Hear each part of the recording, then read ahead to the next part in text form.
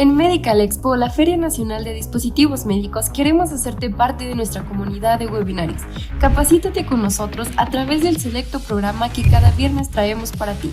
Estamos comprometidos con la industria de la salud.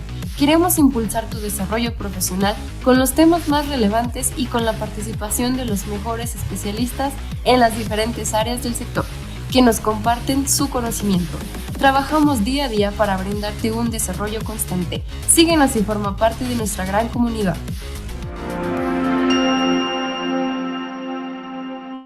Hola, hola, muy buenos días, estimada comunidad Medical Expo, ¿cómo están? Mi nombre es Marilyn Ramírez y les doy la bienvenida a nombre de Medical Expo. Es un gusto para nosotros poder saludarlos otro viernes, espero pues estén muy bien. Agradecemos sus saludos en el chat, los estamos leyendo. Recuerden que el chat va a estar abierto para que puedan comentarnos de dónde están conectados, para que podamos interactuar. Vamos a estar compartiendo las ligas para que puedan registrarse y nuestras redes sociales, así como las redes sociales de nuestro invitado. Antes de presentarlo, quiero darles un aviso muy importante, como ya saben. El registro para la séptima edición de Medical Expo, los días 29, 30 y 31 de octubre, ya se encuentra abierto. Regístrense para que puedan asistir a nuestro gran evento. Recuerden que es en Ciudad de México, en el World Trade Center. Ahí es la cita y los vamos a estar esperando 29, 30 y 31 de octubre. Los links para registro se van a estar compartiendo en el chat, así que los invitamos. También quiero recordarles que el link para descargar la constancia se va a estar compartiendo al finalizar el tema de nuestro ponente por respeto. Así que, pues bueno, al finalizar vamos a estarlo compartiendo para que ustedes mismos puedan descargar su constancia de manera muy fácil. Ahora sí vamos a presentar a nuestro invitado del día de hoy. Él es licenciado en Nutrición y Bienestar Integral por el Instituto Tecnológico y de Estudios Superiores de Monterrey, certificado como InBody Specialist en Corea. El licenciado Rodrigo Reyes Casi nos visita representando a la empresa InBody y les voy a platicar tantito de esta empresa. De InBody es una empresa coreana con más de 27 años de experiencia en el mercado de analizadores de la composición corporal profesional. Sus equipos cuentan con tecnología de análisis multifrecuencia y segmental con alta exactitud. Y el tema del día de hoy es bioimpedancia en la economía de la salud. Y damos la bienvenida al licenciado Rodrigo. ¿Cómo está? Mm, Muchas gracias, licenciada. Muy bien y emocionado de estar aquí. Les agradezco el espacio. Muy bien, pues muchas gracias. Le voy a ceder la palabra para que pueda comenzar con su presentación. Recuerden que pueden dejar sus preguntas acerca del tema. Al finalizar, vamos a estarlas leyendo. Adelante, licenciado, y muchas gracias. Muchas gracias a usted y entonces procedo a compartir mi pantalla. Solo un check. ¿La pueden ver correctamente, licenciada? Sí, correcto, se puede ver bien. Muy bien. Pues muchas gracias a todos por estar aquí y darme la oportunidad de exponerles de este tema que es la tecnología de bioimpedancia que se abrevia VIA en la economía de la salud. Es un tema un poco complejo que no siempre se puede relacionar pues con dinero, pero haremos lo posible por hacerlo. Y para ello, pues primero vamos a comenzar hablando de algunos indicadores de riesgo de mortalidad muy básicos que pues nos atañen, ¿no?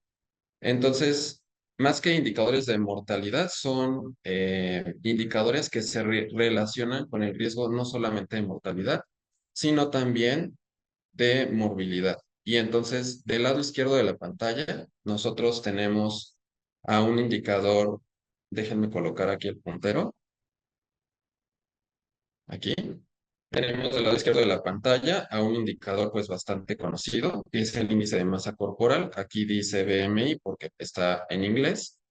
Y acá se puede ver cómo hace una especie como de J, en el cual En los extremos del IMC, el riesgo de mortalidad por cualquier causa incrementa. Esto incluye, pues, accidentes, pero también enfermedades, por ejemplo. Entonces, acá vemos que un IMC bajo y un IMC alto pues incrementan el riesgo de mortalidad sustancialmente versus los IMCs considerados por la Organización Mundial de la Salud como los saludables, que son 18,5 a 25. A partir de 25 el riesgo ya empieza a incrementarse.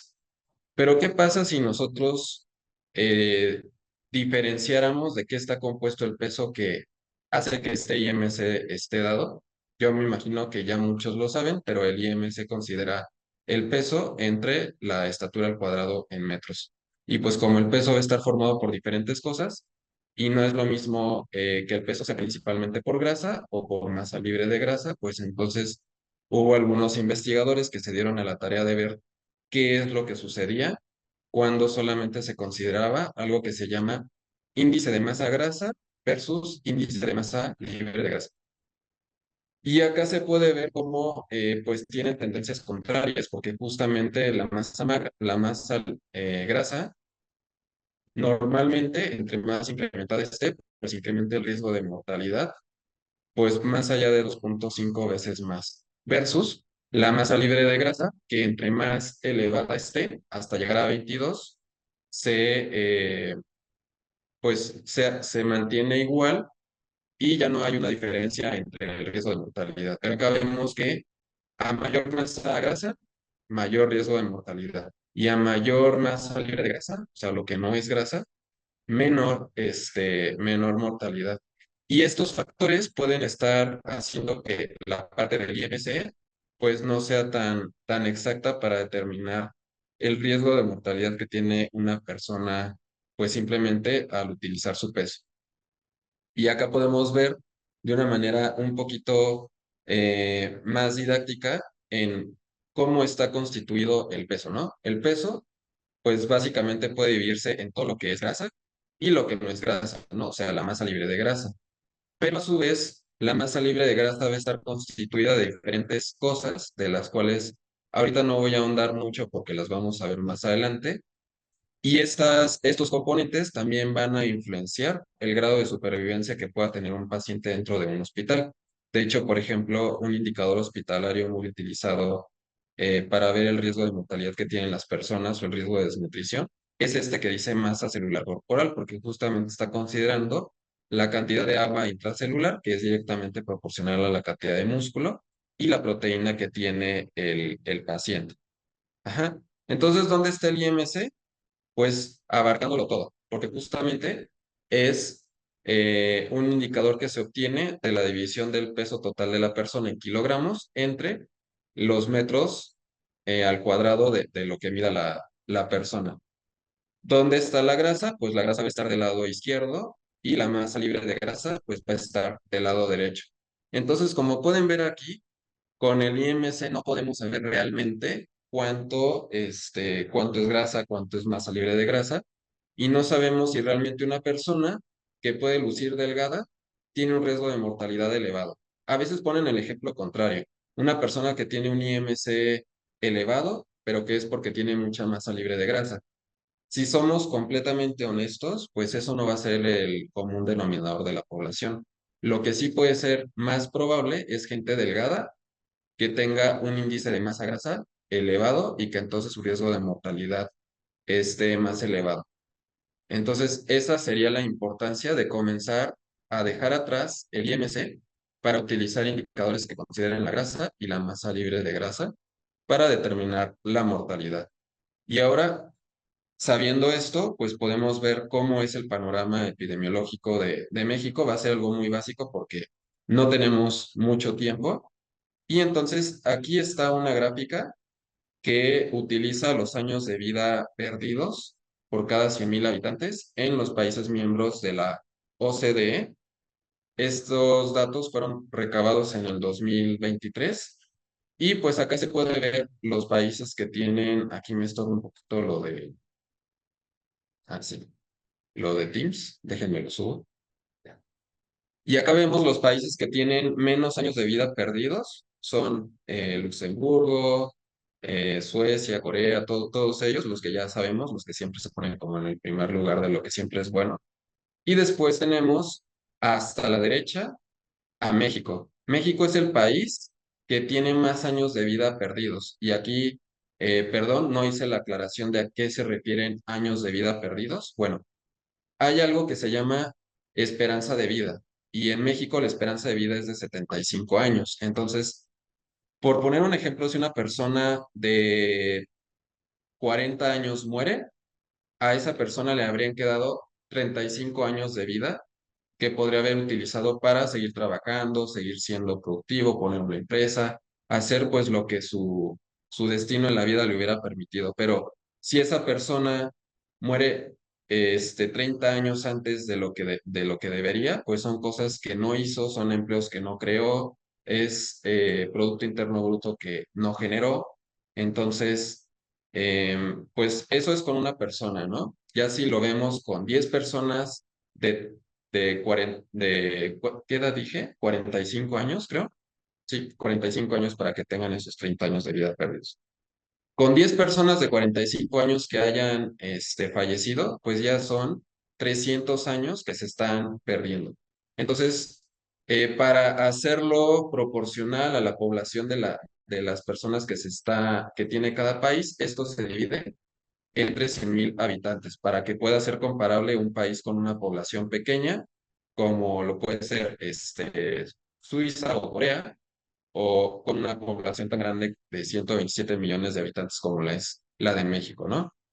Y entonces, pues ya aún estandarizado, en México perdemos 12.475 años de vida por cada 100.000 habitantes. La humanidad como tal, eh, pues se dice que empezó hace 12.000 años. Entonces, solamente con los años de vida que se perdieron en el 2020, pues habríamos llegado a a ese lugar, ¿no? Donde la humanidad comenzó. Y esto es nada más por 100.000 habitantes. Ahora, ay, no cambia y no sé por qué. Ya. No solamente deberíamos de medir los años de vida perdidos considerando la muerte, sino que también deberíamos de medir aquellos años de salud plena que una enfermedad nos puede hacer perder. Y para eso está algo que se llama DALIS, que viene de sus siglas en inglés de Disability Adjusted Life Years, que quiere decir años de vida ajustados por discapacidad, y que van a ser la suma de los años de vida perdidos de los cuales hablamos en la diapositiva anterior, y los años de vida que se pierden por la enfermedad. Aquí es de vida plena, porque una vez que nosotros somos diagnosticados con diabetes, con hipertensión o con alguna otra enfermedad crónico-degenerativa que no tiene cura, pues entonces nuestra calidad de vida va a cambiar. Puede cambiar en diferentes niveles dependiendo de qué tan prematuro sea el diagnóstico, pero nunca vamos a tener la calidad de vida que teníamos antes de que fuéramos diagnosticados con diabetes, hipertensión o alguna otra enfermedad, pues común en nuestro tipo de países. Entonces, este indicador, que en español se dice ABAD, por años de vida ajustados por discapacidad, es un indicador que la OMS comenzó a acuñar hace más de 20 años para justamente cuantificar qué es lo que representaba que una persona tuviera una enfermedad crónico-degenerativa. Acá pueden ver que hay ciertos piquitos de enfermedades que a lo mejor pues no fueron crónicas, se curaron y a la persona pues le quedó ciertos años de vida con salud plena. Pero hay enfermedades que una vez diagnosticadas, pues nos decrecen la calidad de vida y pues también incrementan nuestro riesgo de muerte. Y estos son los ABAS y son los que vamos a utilizar como unidad de medida para saber cómo es que afecta una enfermedad a nuestra productividad. Y entonces hay un proyecto que se llama Global Burden of Disease. Este es un proyecto mundial en el cual participan más de 204 países, más de 13,000 investigadores alrededor del mundo, y ellos realizan pues diferentes estudios epidemiológicos, y uno de estos es la carga de enfermedad estandarizada de acuerdo al país o regiones, que también hicieron en conjunto con la Organización Mundial de la Salud. Y aquí, pues, esta gráfica se puede hacer aún más segmental. Podemos ver cuáles son estas enfermedades no transmisibles, cuáles son estas lesiones, cuáles son estas condiciones contagiosas, pero, pues, para hacerlo un poco más sencillo, las agrupamos y vemos que 3/4 partes de la carga de años de vida ajustados por discapacidad en México son generadas por enfermedades no transmisibles. ¿Y cuáles son estas enfermedades no transmisibles? Bueno, pues el 11% aproximadamente de todo de los ABATS en México son ocasionados por enfermedades cardiovasculares y el 9% restante son ocasionados por diabetes y sus comorbilidades. Entonces, si atacamos estos dos problemas de acá, vamos a estar atacando el 20% de los ABATS en México. ¿Cuánto es lo que suma los ABATS en México? Bueno, suma casi 7 millones de años de vida ajustados por discapacidad en México. Hace 7 millones de años estaban pues caminando por la tierra los primeros antecesores de los homínidos de acá. Entonces, pues para que se den una idea de lo que representa, si pudiéramos sumar todos estos años de vida que se perdieron por muerte o por discapacidad, estos años de vida plena, pues podríamos regresar en el tiempo y llegar a ver nuestro ancestro homínido que es más atrás que el Australopithecus y los chimpancés y todos ellos, ¿no? Entonces, ¿cómo podríamos transformarlo a un valor numérico, económico? Bueno, pues podríamos multiplicar el Producto Interno Bruto per cápita de México, que es de alrededor de $8,895, y esto nos daría una pérdida económica de 61,375,5 millones de dólares. El presupuesto que Estados Unidos le dio a Ucrania para su pelea contra la guerra de Rusia fue de 61,000 millones de dólares en este año. Entonces, esto nos da una idea de lo que se perdió solamente en el 2020, porque esto fue con datos del 2020. Aunque aquí tengo que hacer una aclaración, porque pues este es un cálculo, digamos, muy sencillo, que no considera que, por ejemplo, la edad productiva en México puede ser hasta los 60 años, y pues tampoco considera diferencias en el sexo, y tampoco considera que cuando a uno ya le dio la enfermedad, uno puede seguir trabajando, ¿no? Entonces, digamos que esto puede estar incrementado, pero también sesgado por una parte. Para algo más específico, tendríamos que tener otra plática, porque pues tenemos otros temas también que ver. Pero básicamente lo que quiero comunicar aquí es que eh, hay una gran área de oportunidad al atacar las enfermedades cardiovasculares y la diabetes en México. No en el mundo, sino ya aterrizado en México. ¿Y cómo podemos atacar estas enfermedades? Bueno, pues tienen una gran correlación, aparte del IMC, que ya vimos que es algo que no está considerando las diferencias en la composición corporal de una persona, y que de hecho puede estar subestimando la cantidad de grasa y el riesgo que puede tener una persona con un peso, digamos, adecuado.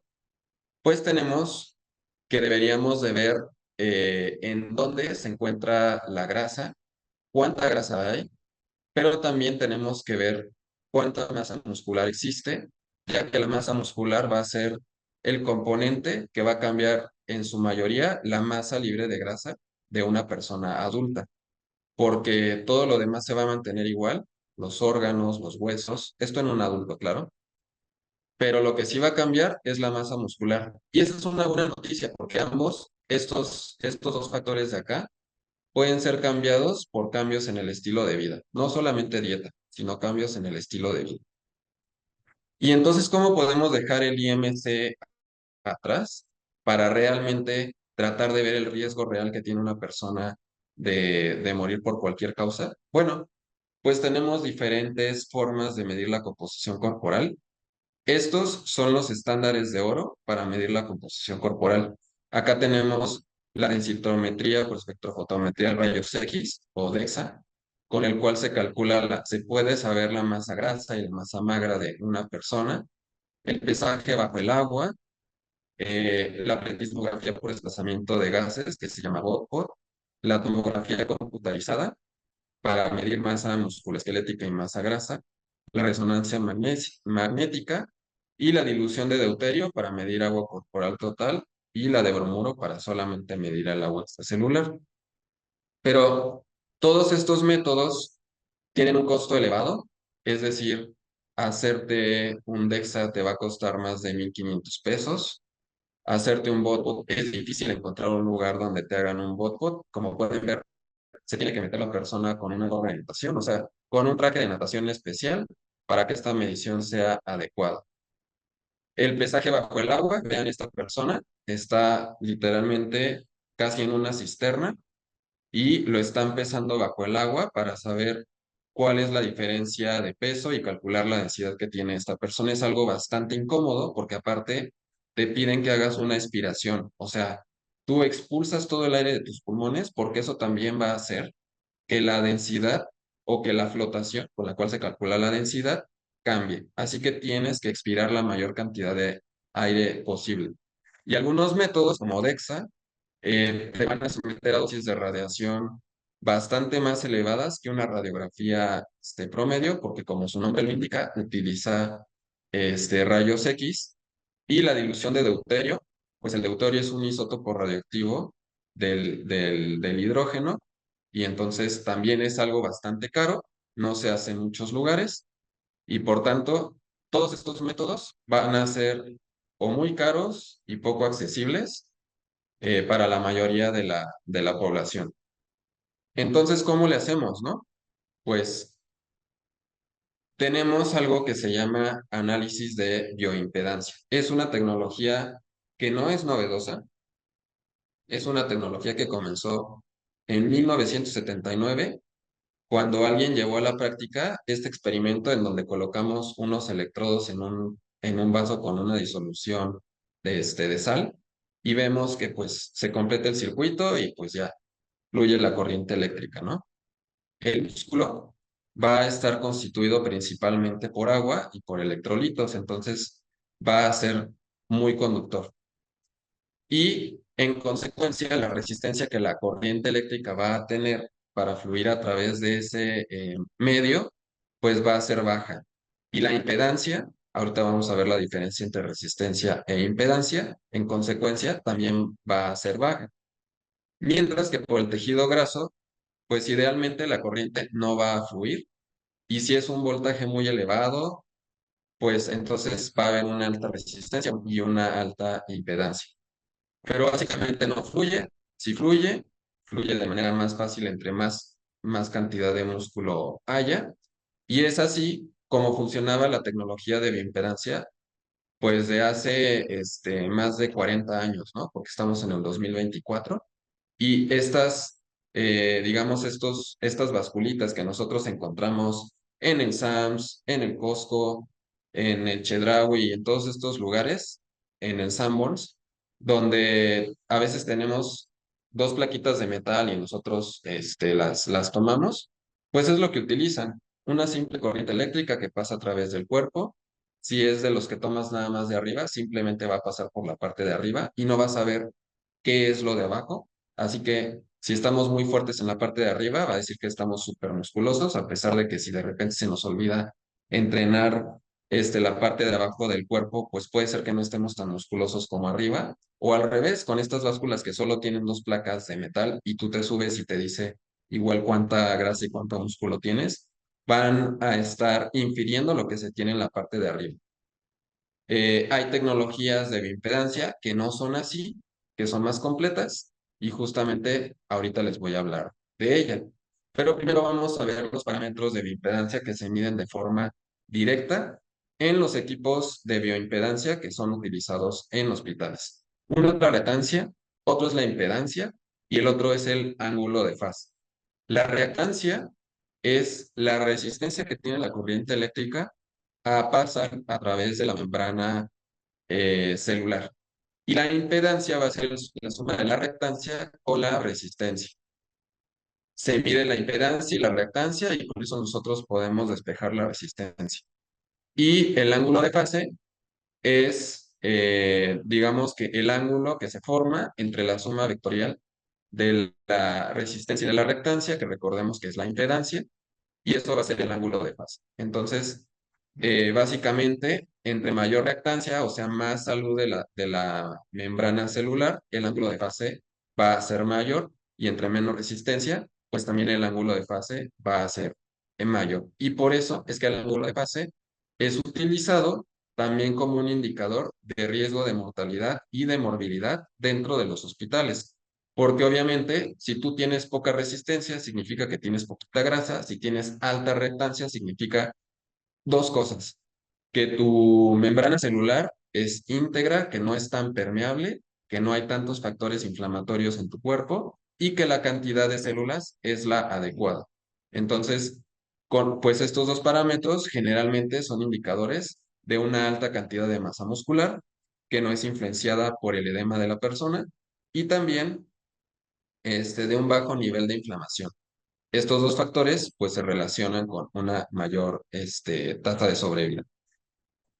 Y entonces, ¿cómo es que se calcula la composición corporal? Bueno, pues partimos de, a través de la impedancia, hay una forma en la cual se relaciona el volumen por el cual está fluyendo el volumen del cuerpo por el cual está fluyendo la corriente eléctrica con la cantidad de agua que tiene, no más bien.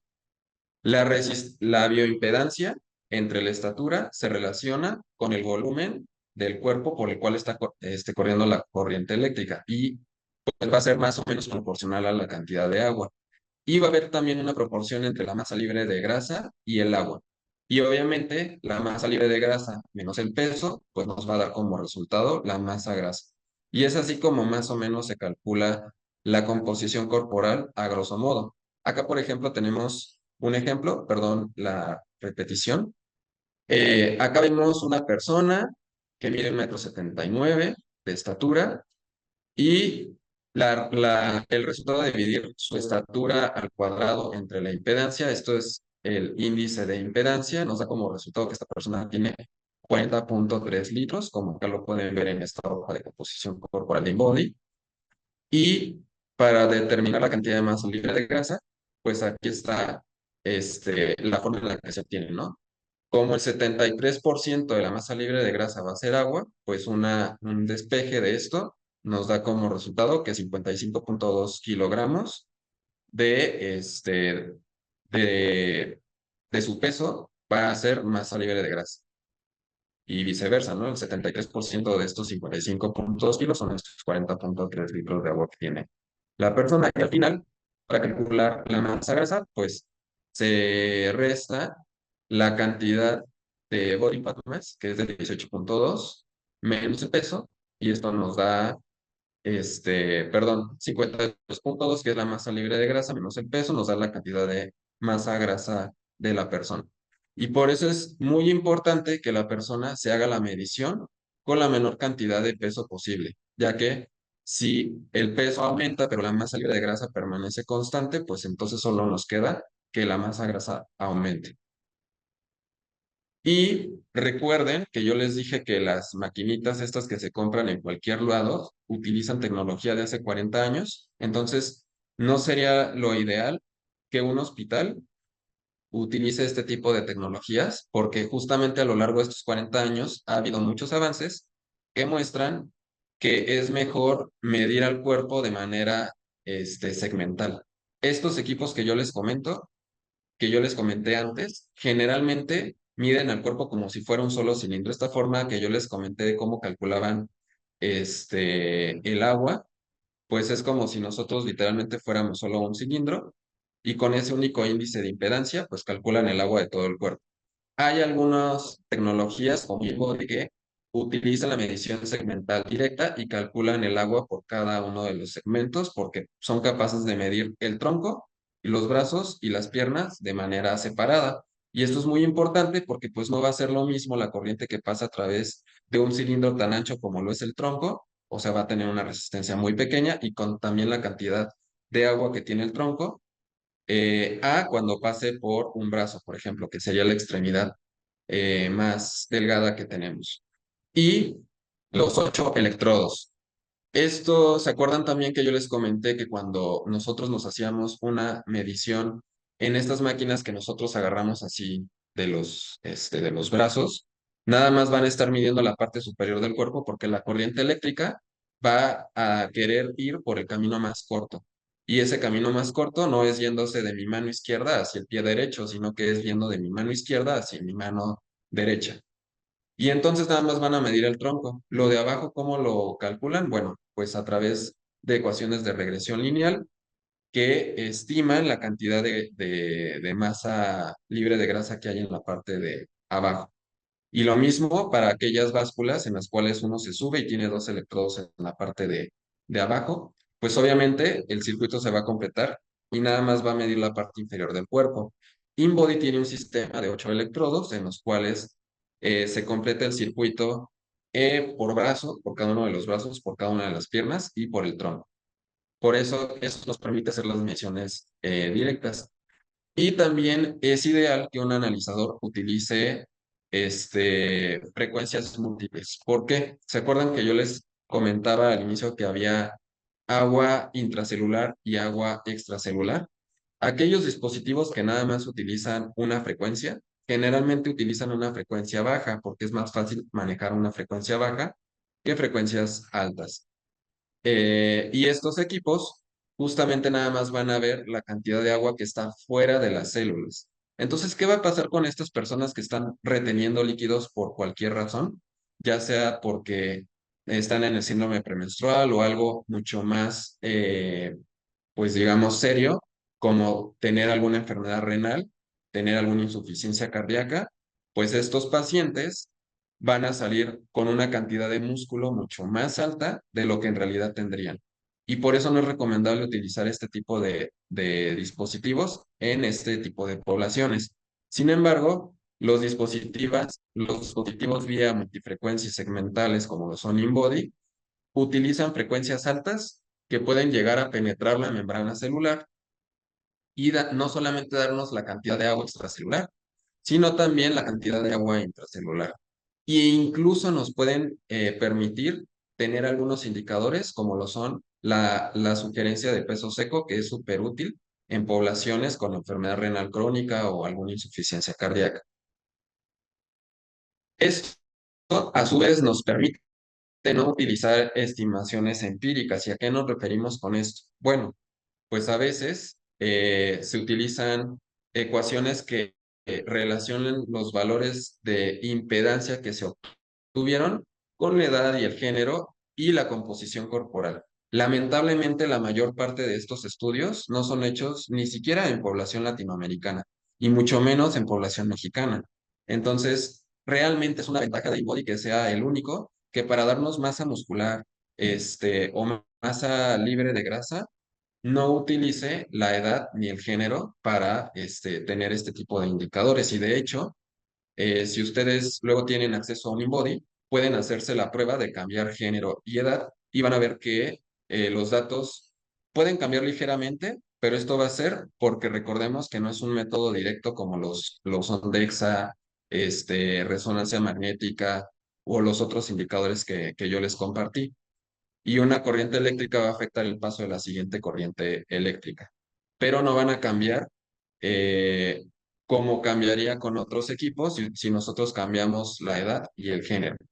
Y lo otro es que tenemos dispositivos que llegan hasta 3000 kilohertz y obviamente, ¿se acuerdan que yo les comentaba que se tenía que medir el agua intracelular y extracelular utilizando una frecuencia elevada? Bueno, pues La tecnología InBody es la única que llega hasta 3000 kHz y puede medir el agua extracelular a intracelular de una manera muy exacta. Y eso nos da una correlación muy alta de alrededor de más del 90% para los distintos indicadores de acá. Y también la ventaja de la impedancia y específicamente de InBody es que nosotros tenemos diferentes indicadores que se relacionan a diferentes estándares de oro en un solo equipo. Es decir, si nosotros queremos conseguir la masa magra de una persona, pues le podemos hacer un DEXA, pero no vamos a saber la cantidad de agua corporal total que tiene ni la cantidad de agua extracelular que tiene. Entonces, pues tendríamos que, para ser exactos, mandarle a hacer un DEXA y la división de bromuro para saber estos indicadores. Con InBody esto ya no es necesario. Y pues lo otro es el sistema de electrodos. Entonces, cuando nosotros seleccionamos un equipo de análisis de bioimpedancia, también tenemos que ver qué tan exacto es, pero también qué tan preciso es. Y aquí la diferencia entre exactitud es qué tanto se acerca a lo real. Y por eso tenemos los estudios de correlación con los diferentes estándares de oro de la composición corporal.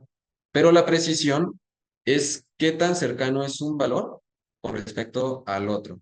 Y por eso es que hay que fijarnos que los electrodos tengan una forma específica de agarrarse, ya que si de repente nosotros tenemos algún dispositivo que no nos dice en dónde tenemos que agarrarnos, que tiene un barandal o algo así, entonces colocamos un brazo aquí y otro brazo por acá, pues no va a ser lo mismo medirnos de esta manera que poniendo los dos brazos enfrente o los dos brazos abajo. Y eso es, pues, lo que diferencia a algunos analizadores de otros. La forma en la cual están colocados los electrodos, por lo menos en InBody, hace que la medición siempre salga del mismo lugar y que los datos sean siempre precisos. Y por último, tenemos que ver los parámetros que se miden. Acá nosotros podemos dividir los parámetros en crudos, básicos, aplicados y estimados. Y los crudos van a ser aquellos que se miden de forma directa para hacer la reactancia, el ángulo de fase y la impedancia. Estos son los más utilizados en investigación, ya que son los parámetros con los cuales los investigadores pues están más contentos de trabajar, porque no van a ser modificados por otras cuestiones inherentes al paciente. Luego están los parámetros básicos, que tienen un cálculo basado en esto. ¿Se acuerdan que yo les dije que se utilizaba el índice de impedancia? Bueno, la estatura entre el índice de impedancia para calcular el agua corporal total. Pues aquí es el índice de impedancia, nos da el agua corporal total con la estatura de la persona. Y así sucesivamente para el resto de indicadores. Agua intracelular, agua extracelular, masa libre de grasa, masa grasa, porcentaje de grasa corporal y masa magra. Después tenemos parámetros que se calculan con base a los básicos, que son los aplicados, y así sucesivamente hasta que llegamos a los parámetros estimados. Otras tecnologías, como les comentaba, utilizan la edad, el género y otros factores, incluso la circunferencia de cintura, incluso el nivel de actividad física para determinar la composición corporal de la persona. Pero aquí todos podemos pensar que somos muy fits y nos podemos poner un nivel de actividad física elevado, ¿no? Simplemente por ir, no sé, 1 hora al gimnasio todos los días, podríamos pensar que ya somos una persona físicamente activa, aunque probablemente eso solo nos catalogue en un nivel moderadamente activo o levemente activo. Entonces, esto también es una categoría que es como subjetiva y que puede hacer que estos valores de la medición pues también no sean exactos. Y esto sin contar que pues al utilizar edad, género y otros factores, seguramente están utilizando ecuaciones de regresión lineal que muy probablemente no fueron probadas en población mexicana. Y bueno, algunos equipos siguen utilizando esta tecnología de hace 40 años y aún miden solamente la mitad derecha o izquierda del cuerpo y entonces lo demás, pues lo dicen, si lo derecho tiene 20 kilos, pues entonces lo izquierdo también debe tener 20 kilos. Pero ¿qué pasaría con una persona que tuviera una amputación o que tuviera no sé, un ligero trombo y una retención de líquidos en la parte inferior, pues entonces esto no va a ser tan exacto, ¿no? Y a lo largo de los 27 años de investigación que tiene InBody en el mercado, pues ya hay más de 4.500 artículos que confían en la tecnología InBody. De hecho, ya son más de 5.600. Este valor está desactualizado. Y de ellos tenemos más de 100 artículos con una correlación mayor o igual al 90% con los estándares de oro que yo les comentaba antes.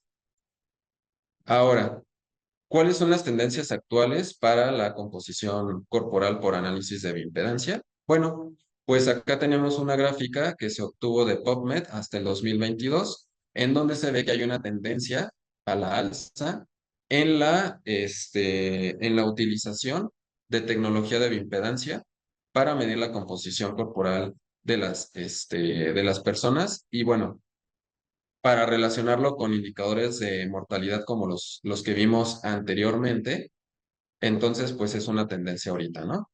Y bueno, ahorita nosotros solamente para hablar solamente hablamos de la parte preventiva, de la parte de medir el índice de masa magra, el índice perdón, de masa libre de grasa, el índice de masa grasa, pero hay otros pues temas en los cuales puede ser utilizada la tecnología de la impedancia, como es la prevención de lesiones. Si ustedes recuerdan la diapositiva anterior, el 75% de los años de vida ajustados por enfermedad en México eran ocasionados por enfermedades crónicas no transmisibles, pero también había un 14% que eran ocasionados por lesiones. Y acá se encuentran las lesiones, este, no,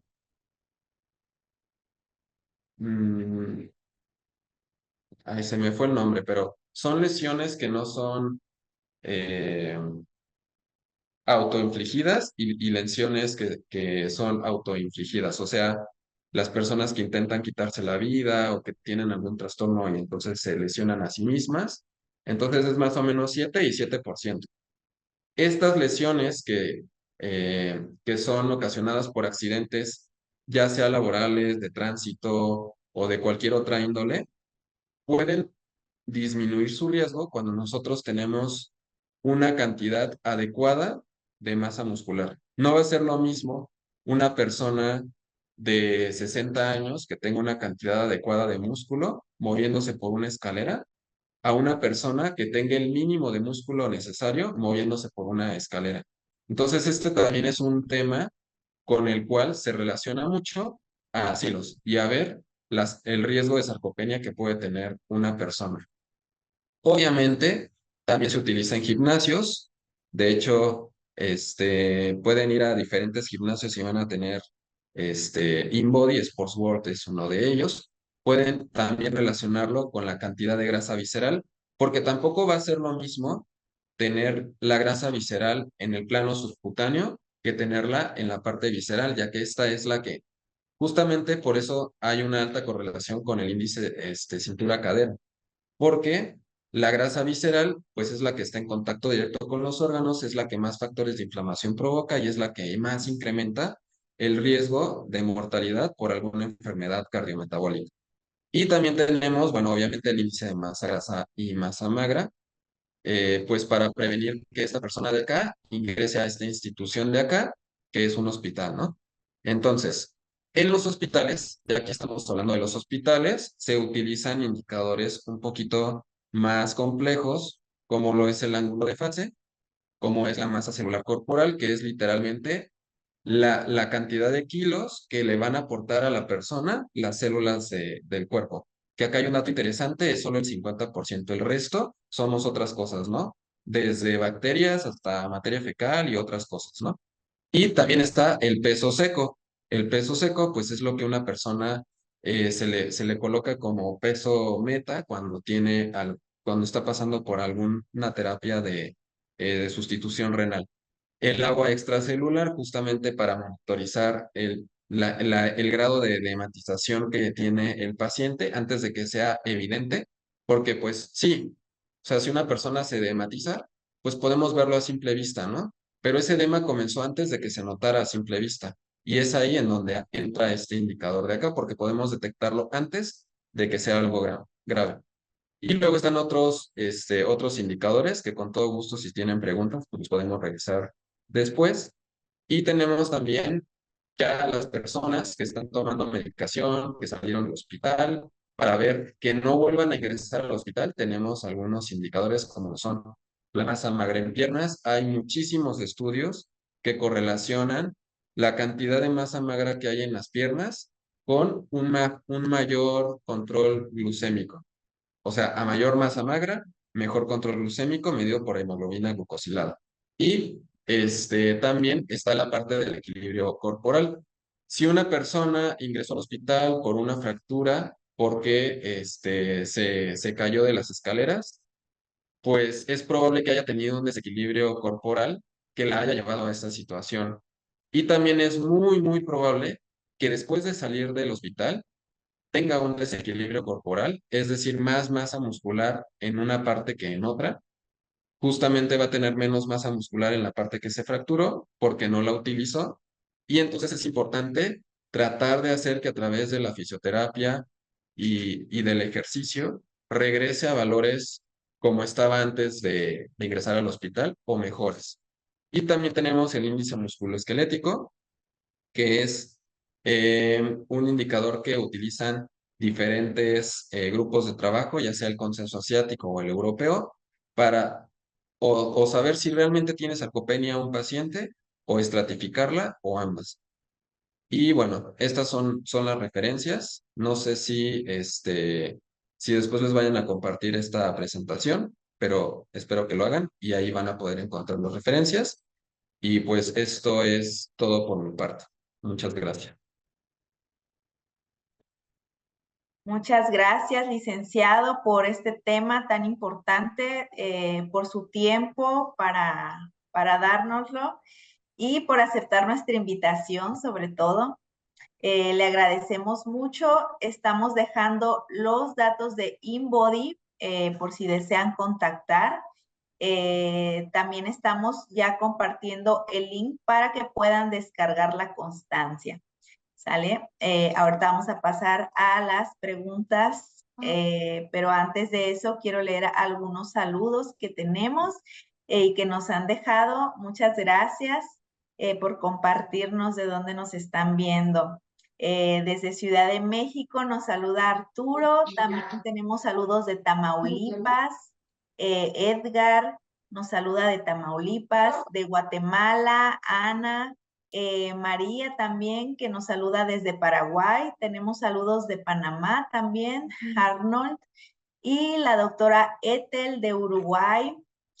Pues mandamos saludos a todos ellos. Muchas gracias por conectarse. También de La Paz, Baja California Sur.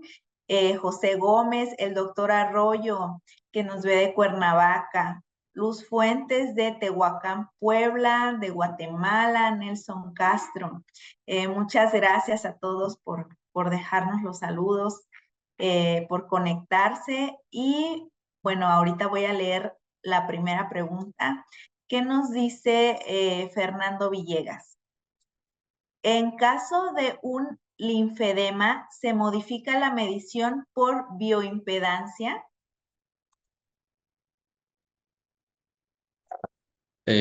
Muchas gracias por la pregunta. Sí, la medición va a ser modificada y de hecho van a poderse dar cuenta de la presencia de este linfedema al revisar el índice de edema segmental que manejan algunos de nuestros equipos. Justamente si, por ejemplo, tiene un linfedema en alguna extremidad, en esa extremidad es donde va a haber un incremento en la cantidad de agua extracelular versus la intracelular. Muy bien, muchas gracias, licenciado, por responder la pregunta. Creo que no tenemos otra pregunta. No sé si quiera alguien más participar. Tenemos muchas felicitaciones también. Nos dice Hugo, gracias por darnos esta información que es importante tomar en cuenta. Fernando nos dice Gracias. excelente información. Gracias. Socorro, Gracias, gracias Fernanda. por tan valiosa información. Saludos desde Puebla. Y bueno, tenemos más y más agradecimientos y saludos. No sé si alguien más quiera participar con preguntas. Si no, vamos a proceder a finalizar. Bueno, aquí tengo una pregunta. No, a ver, estoy leyendo el chat. Bueno, aquí nos comenta Silvia. Dice, no, bueno, nos pregunta acerca del precio de esta medición. No sé si nos pudieras dar información, licenciado, acerca de esto. Claro que sí, licenciada. Miren, el precio de la medición es muy diferente de acuerdo a la ubicación en la cual ustedes tengan el equipo. Creo yo que se refiere a en cuánto se puede cobrar la prueba InBody, porque de hecho se cobra. Y por ejemplo, si ustedes buscan en Doctoralia InBody, se pueden dar una buena referencia de en cuánto se cobra la prueba. Yo estoy en Ciudad de México y he visto que en Doctoralia la prueba se ofrece hasta en 600 pesos. Em, y bueno, si se refiere a cuánto cuesta un equipo InBody, pues con gusto nos puede contactar a través de las redes sociales o los medios que, que, que nos hizo el favor usted, licenciada, de darnos para que podamos darle la respuesta, porque también eso depende mucho de la ubicación en la cual esté la persona, ya que en algunos puntos de la República pues tenemos distribuidores autorizados que les pueden hacer llegar el equipo de manera más barata que si nosotros lo mandamos desde Ciudad de México. Perfecto, eso es muy importante. Nosotros les estamos dejando los datos de InBody para que puedan contactarlos por si están interesados en el equipo. Nos dice, bueno, aquí tenemos otra pregunta. Buenos días, gracias por la plática. Nos pregunta qué diferencia hay entre la medición tetrapolar con dispositivos más pequeños como el eBiodi. Es una excelente pregunta. Justamente la medición tetrapolar se refiere a que tiene solamente 4 electrodos. Entonces, esto quiere decir que va a ser menos exacta porque va a medir al cuerpo, pues seguramente con ambos brazos se cierra un circuito y con las piernas otro circuito y esos son los este, lo- pues los 4 electrodos. La medición optopolar significa que tiene 8 electrodos y que cierra el circuito por lo menos en 8 lugares diferentes. Entonces, eso permite medir de manera más segmental el cuerpo. Y de hecho, tenemos un equipo que ya tiene hasta 16 electrodos.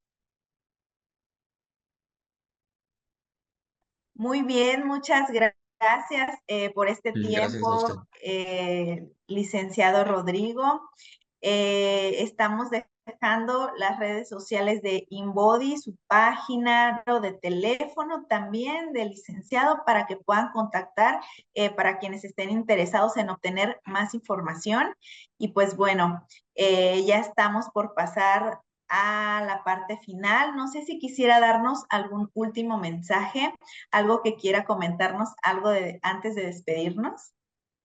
Sí, licenciada, muchas gracias por esta última oportunidad. Pues les quiero agradecer a todos por su tiempo, por sus felicitaciones, eh, y pues esperamos verlos próximamente en el Congreso. Recuerden también que tenemos planes de arrendamiento con los cuales ustedes pueden adquirir un equipo y además deducir impuestos, y seguramente podríamos conseguirles un descuento si dicen que nos vieron en este webinar. Gracias, licenciada. Perfecto, muchas gracias. Pues ahí está, si dicen que los vieron en este webinario, van a poder obtener un descuento. También muy importante, InBody va a estar en Ciudad de México en nuestra 7ª edición. Recuerden que pueden hacer su registro para ingresar en la liga que les estamos compartiendo en nuestras páginas. También lo estamos compartiendo para que ustedes puedan hacer su registro e ingresar con cortesía a este gran evento, en donde van a poder encontrar a InBody y van a poder pues conocer más, tener más información. Igual pueden visitar sus páginas pues para que hagan el contacto. Y agradecemos nuevamente a todos por esta interacción que tuvimos, por haberse conectado. Tenemos ahí saludos de Colombia y de muchas otras partes también. Entonces, agradecer nuevamente. Recuerden que todos los viernes tenemos 2 webinarios, uno a las 10 y uno a las 11:30. Que ya no tarda en comenzar. Les recordamos que el tema es complicaciones en anestesia regional, cómo prevenirlas. Así que por si gustan asistir al siguiente webinario, nos despedimos mientras tanto y les deseamos un excelente fin de semana, agradeciendo por su tiempo y por compartirnos esta información al licenciado Rodrigo y a InBody. Gracias, que estén muy bien y nos vemos pronto. Hasta luego. En Medical Expo, la Feria Nacional de Dispositivos Médicos, queremos hacerte parte de nuestra comunidad de webinarios. Capacítate con nosotros a través del selecto programa que cada viernes traemos para ti. Estamos comprometidos con la industria de la salud. Queremos impulsar tu desarrollo profesional con los temas más relevantes y con la participación de los mejores especialistas en las diferentes áreas del sector, que nos comparten su conocimiento. Trabajamos día a día para brindarte un desarrollo constante. Síguenos y forma parte de nuestra gran comunidad.